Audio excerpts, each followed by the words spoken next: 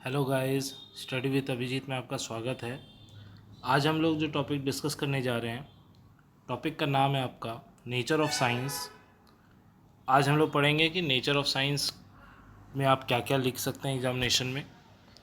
तो चलिए वीडियो को शुरू करते हैं। देखिए, नेचर ऑफ साइंस।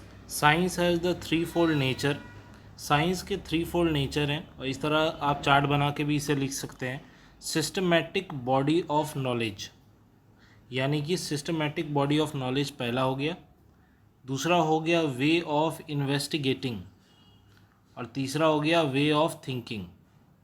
तो ये तीन टाइप हो गए।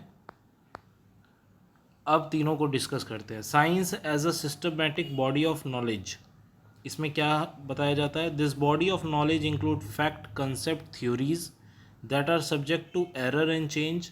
Science is dynamic in nature and the scientific information is constantly being rearranged and reoriented in the light of new knowledge.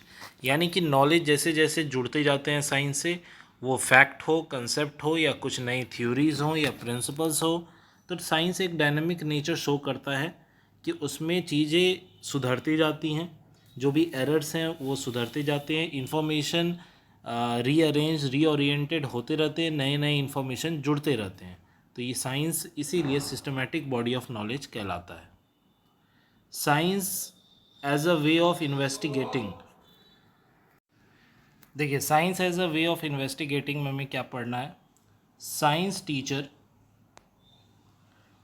Teacher should emphasise that scientist approaches the solution of any specific problem in an organized manner with inspiration, imagination and insight.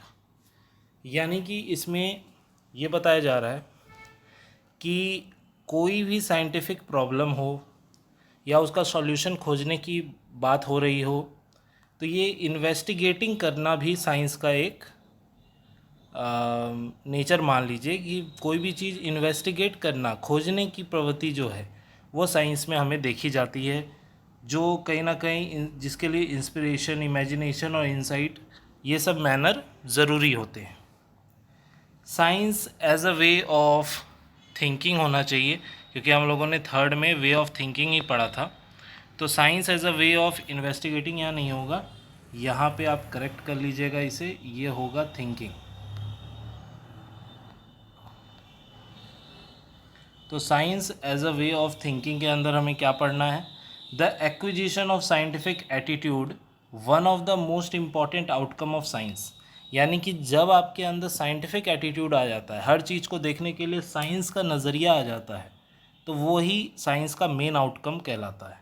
A person with a scientific attitude will have the following characteristics. और जिस person के अंदर scientific attitude होता है उसके अंदर ये सारे कैरेक्टरिस्टिक देखने को मिलते हैं। क्या क्या? ओपन माइंडनेस, यानी पूरा ओपन माइंड होके चलता है, हर चीज़ समझना, कैच करना, सबकी बातें सुनना और फिर किसी कंक्लूज़न पे जाना, ये ओपन माइंडेड हो जाता है। ऑब्जेक्टिविटी, ऑब्जेक्टिव उसका बहुत क्लियर होता है, वो क्यों कर रहा है, किस लिए कर रहा है, अगर वो पढ़ाई भी कर रहा है तो क्यों कर रहा है, उसका ऑब्जेक्टिव क्या है, वो उसे बहुत ही क्लियर है। फ्रीडम फ्रॉम सुपरस्टिशियस, यानी फ्रीडम की भावना उसमें होती है। Believe in cause effect relationship, accuracy and truthfulness in reporting observations, observations करते वक्त एक्यूरेसी और ट्रूथफुलनेस को कायम रखना। Methodical way of solving a problem, problem को सॉल्व करने के लिए मेथड का यूज़ करना।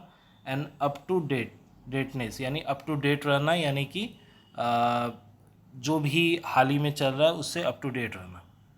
तो ये सारी एटीट्यूड उसमें डेवलप होता है, तो ये हम उसे साइंटिफिक एटीट्यूड कहते हैं। तो आज के वीडियो के लिए इतना ही। अगर आपको वीडियो पसंद आया तो प्लीज़ वीडियो को लाइक और चैनल को सब्सक्राइब करें। Thank you for watching. मिलते हैं अगले वीडियो में, तब तक के लिए ऐसे ही देखते रहिए स्टडी विद अभिजीत।